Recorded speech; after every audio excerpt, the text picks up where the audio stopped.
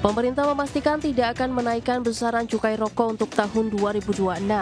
Kepastian tersebut terungkap dalam pertemuan Menteri Keuangan Purbayayudi Sadewa dengan perwakilan produsen rokok secara daring pada pekan lalu.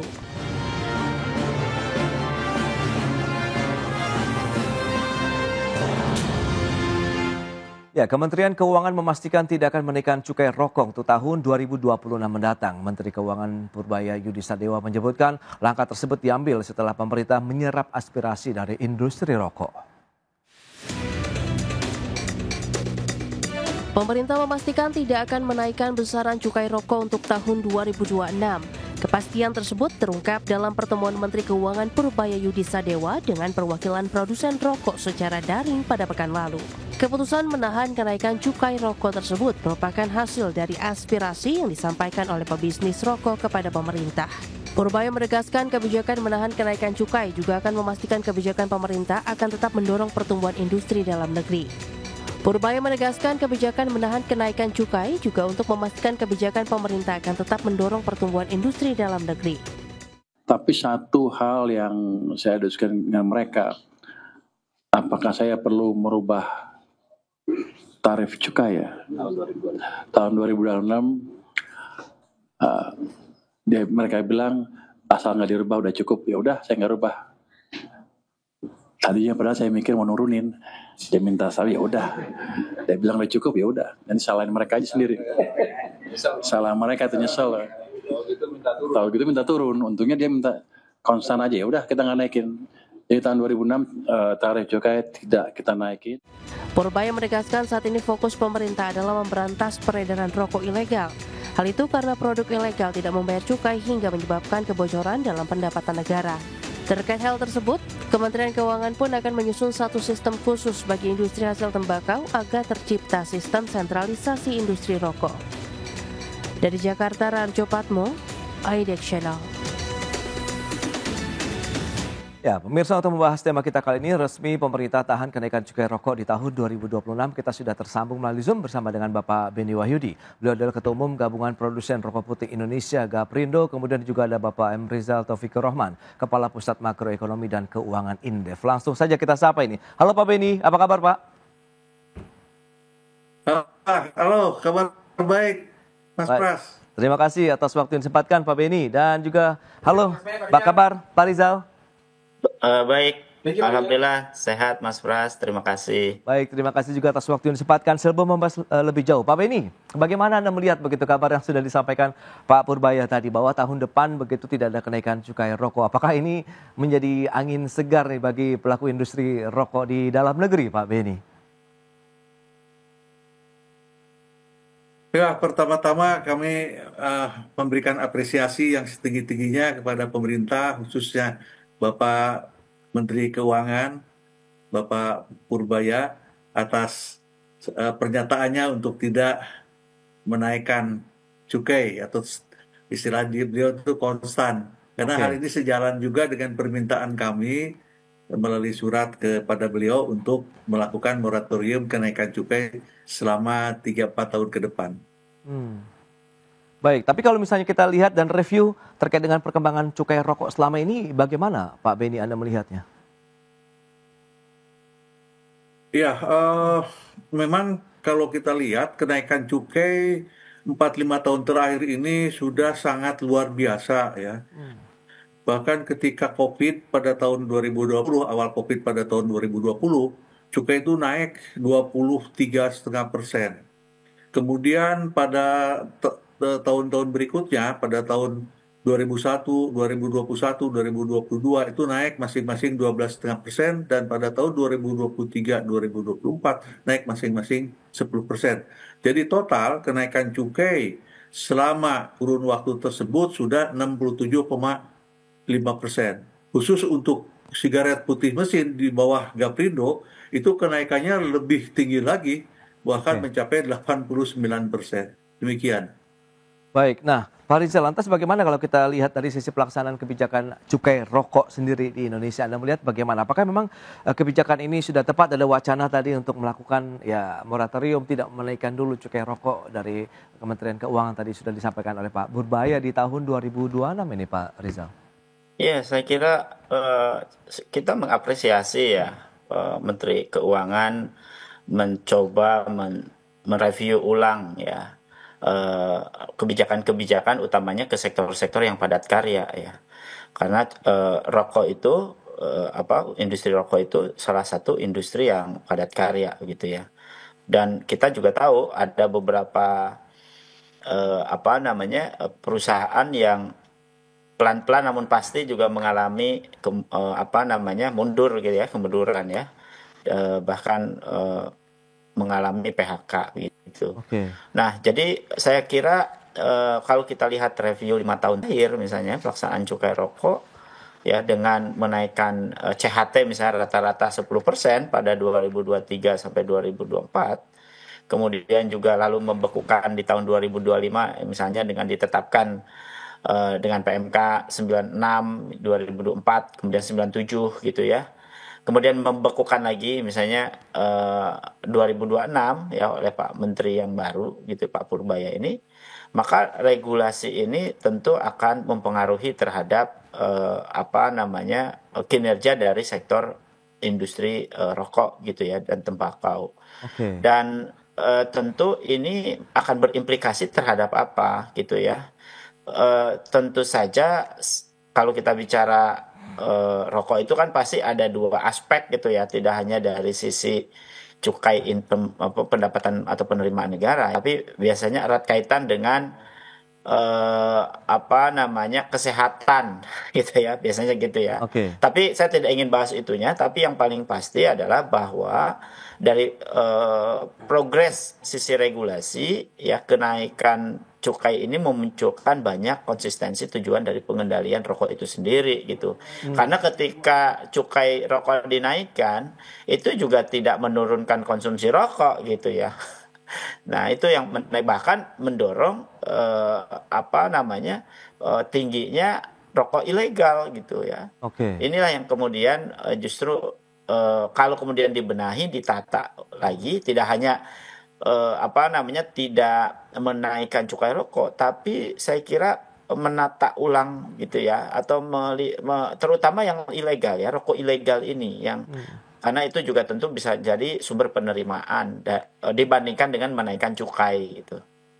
Oke, rokok ilegal itu yang memang perlu dibasmi begitu. Tapi kalau kita lihat dengan kebijakan fiskal saat ini juga nih Pak Rizal, Anda melihatnya begitu. Apakah memang sudah sesuai untuk mendukung dari iklim bisnis industri manufaktur kita, khususnya industri rokok? Karena kan di situ memang industri yang padat karya, menyerap banyak tenaga kerja di sana begitu Pak Rizal.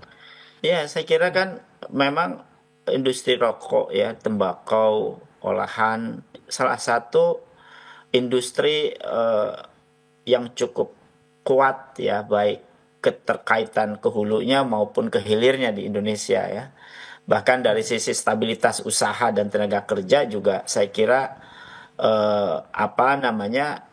ini juga memberikan ruang adaptasi pabrik nih gitu ya.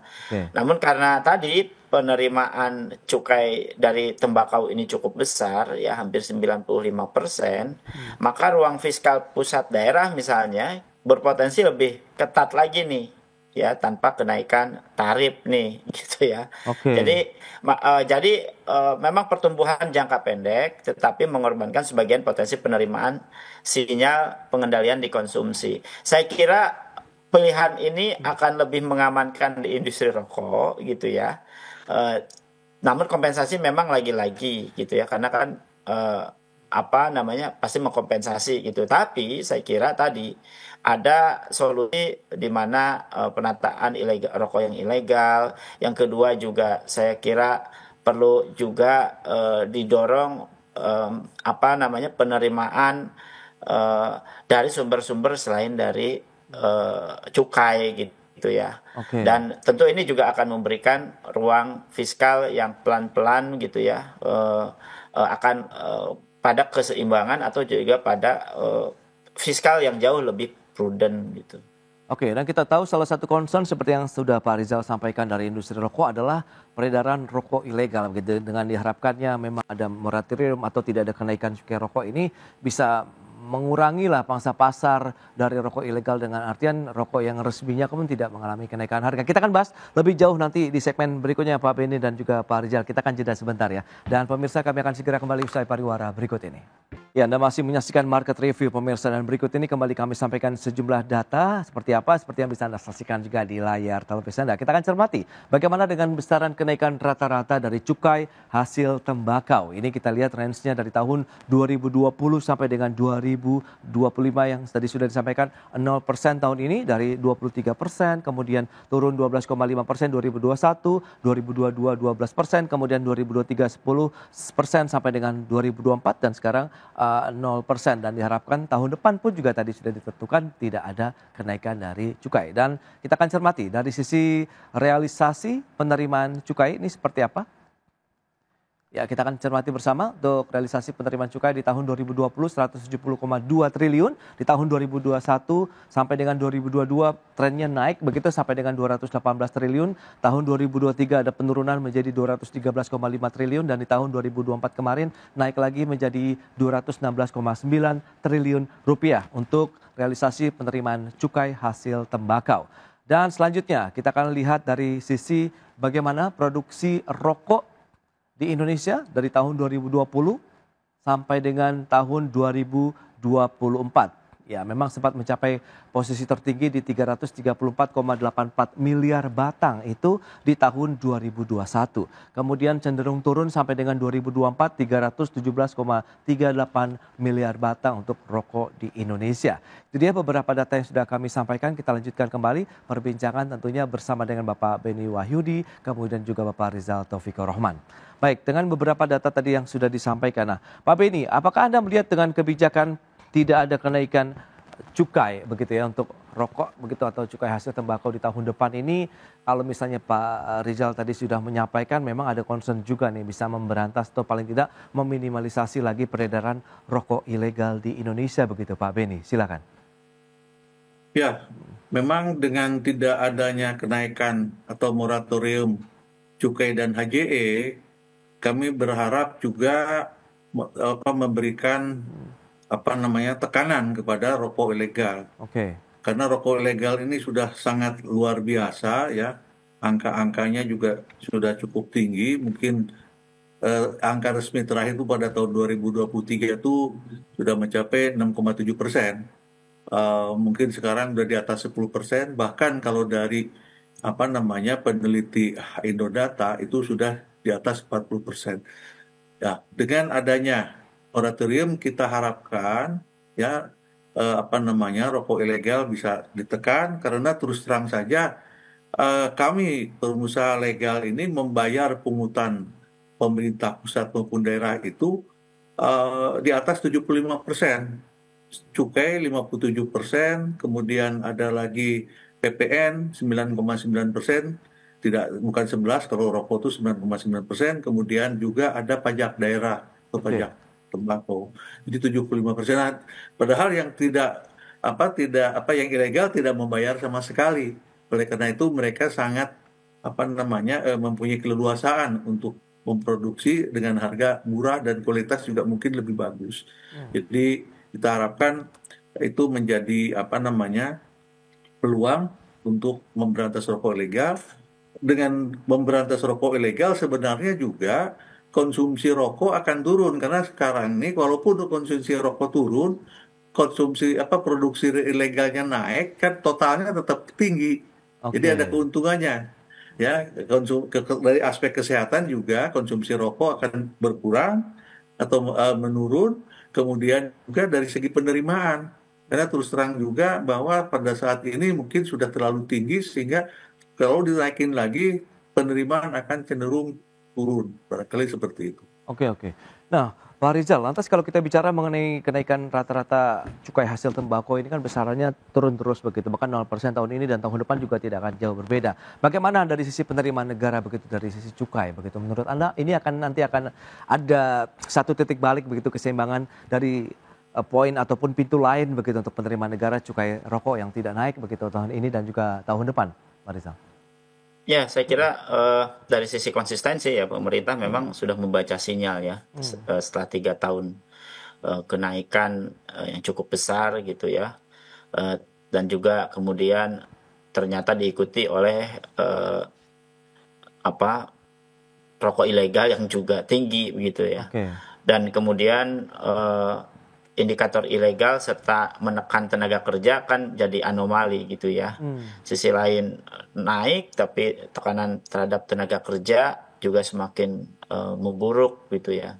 Dan ini kemudian bisa mengancam gitu ya sektor-sektor produktif gitu ya, yang kemudian juga menekan nilai tambah dari sektor dan juga produktivitas dari sektor industri rokok ini.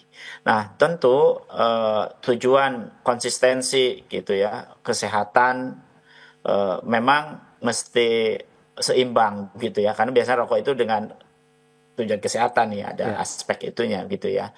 Tetapi saya kira bagaimana pemerintah ya dengan tidak menaikkan cukai rokok, pelan-pelan namun pasti kemudian ditata gitu ya rokok yang ilegal, sehingga juga bisa memperbaiki tujuan dari kesehatan itu sendiri. Artinya instrumen fiskal diturunkan intensinya atau intensitasnya dan mendorong instrumen regulasi dan tentu administrasi harga untuk dinaikkan gitu ya secara administrasi. Nah, sehingga harapannya sisi lain ya penerimaan juga akan tetap diperoleh dengan cukai yang ada, dengan besaran cukai yang konstan tadi gitu ya. Pelan-pelan juga pemerintah akan mulai memperbaiki dari sisi aspek kesehatannya ya, karena tekanan dari harga tadi plus juga dari rokok ilegalnya gitu.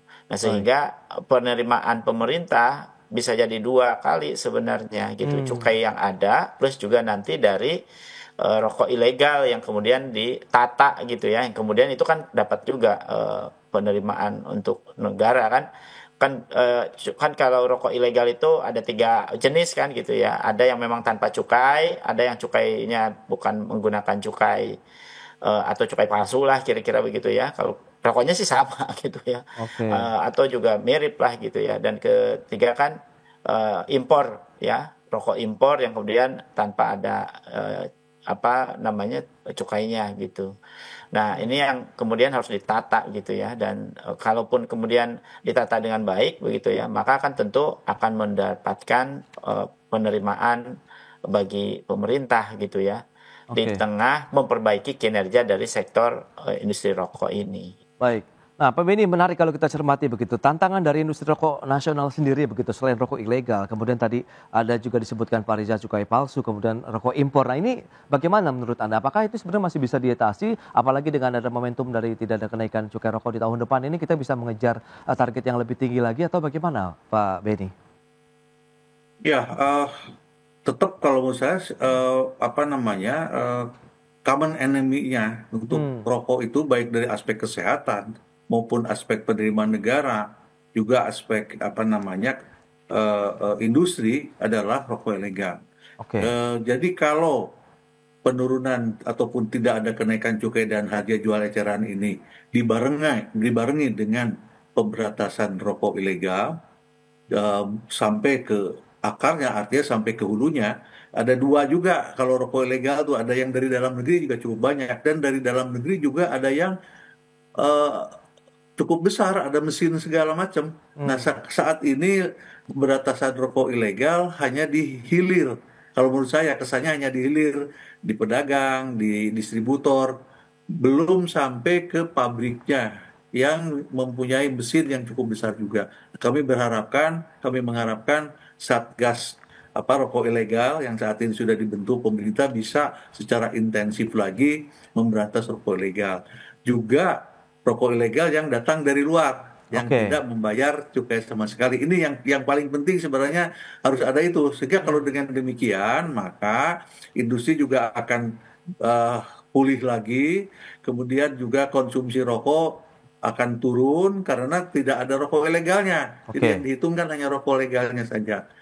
dan penerimaan negara juga insya Allah akan meningkat. Demikian barangkali. Oke, nah strategi yang sudah disiapkan mungkin dari Gaprindo, mengingat ini kan sudah kita ketahui bahwa tahun depan tidak ada kenaikan cukai. Berarti kan kita sudah mulai siap-siap mungkin ekspansi bisnis atau peningkatan produksi atau bagaimana. Mengingat kan target tahun depan juga untuk cukai rokok 7% begitu Pak Beni.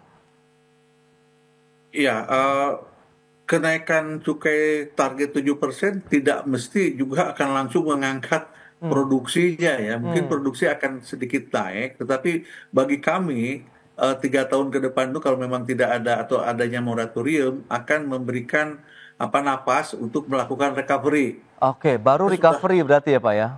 Saya rasa baru recovery ya bertahan ya, artinya terutama menghadapi itu tadi gemburan rokok ilegal tadi.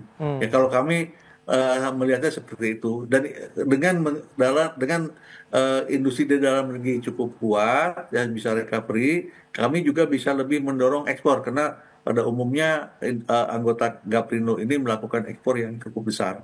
Oke, butuh waktu berapa tahun Pak? 3 tahun ke depan atau mungkin tahun depan kita sudah bisa meningkatkan target kalau memang ada tekan-tekan ini memang masih recovery, berarti pemulihan begitu ya kalau kita cermati begitu Pak Beni. Betul, karena gini, kalau kita lihat ya pada tahun 2019 produksi sigaret putih mesin itu di atas 15 miliar. Okay. Tahun 2024 turun ke 9,8 miliar, jadi di bawah 10 miliar. Ini kan sudah luar biasa turunnya. Untuk bisa naikkan kan penurunan 8,7% per tahun. Jadi tidak mudah untuk melakukan recovery saja sudah luar biasa bagi kami. Baik. Terakhir Pak Rizal, proyeksi Anda terkait dengan penerimaan negara dari sisi cukai di tahun 2026 begitu akan seperti apa? Ya, yang pasti kan ya akan sama ya dengan tahun ini kan gitu ya. Hanya tantangannya kan memang berkaitan erat gitu ya dengan basis di tanpa kenaikannya. Misalnya basisnya di 2024 ini kan 216 triliun katakanlah gitu ya. Tanpa kenaikan tarif ya, maka sangat ditentukan oleh kepatuhan kan. Nah, penurunan 1 poin persentase pangsa ilegal, nah itu bisa mengembalikan kisaran 3 triliun gitu ya ke kas negara. Artinya kalau misalnya target penerimaan masih bisa dicapai gitu ya dengan angka yang konstan tadi, tapi dengan syarat pemerintah memperbaiki pemantauan gitu ya, dan juga mampu menurunkan rokok ilegal minimum misalnya ya 1,5 sampai 2 poin saja misalnya gitu ya, 1% 1 sampai 2% saja, maka tentu capaian penerimaan juga tidak akan terlalu dirasakan gitu ya. Nah, sebaliknya jika penegakannya lemah gitu ya, maka tentu penerimaan berisiko stagnan ya, bahkan turun gitu. Jadi memang konstan tetapi diikuti dengan penurunan rokok ilegal. Saya kira sih itu solusi yang paling tepat gitu saat ini. Baik, Pak Rizal, terima kasih juga atas informasi yang sudah disampaikan. Baik, demikian juga perbincangan bersama dengan Pak Rizal Taufikur Rahman, kemudian juga Bapak Beni Wahyudi ya, terkait dengan pemerintah yang menahan kenaikan cukai rokok di tahun 2026. Baik, terima kasih banyak atas informasi, update dan juga insight yang sudah disampaikan Pak Beni dan juga Pak Rizal. Selamat melanjutkan aktivitas Anda kembali, selamat sehat, sampai berjumpa kembali. Pak Beni, Pak Rizal, terima kasih. Sama-sama, Mas Pras. Sama-sama. Baik pemirsa, 1 jam sudah saya menemani Anda dalam Market Review dan perbaharui terus informasi Anda hanya di IDX Channel, your trustworthy and comprehensive investment reference. Karena urusan masa depan harus terdepan, aku investor saham. Ya saya, Prasetyo Wibowo, beserta seluruh kerabat kerja yang bertugas pamit undur diri. Terima kasih, sampai jumpa.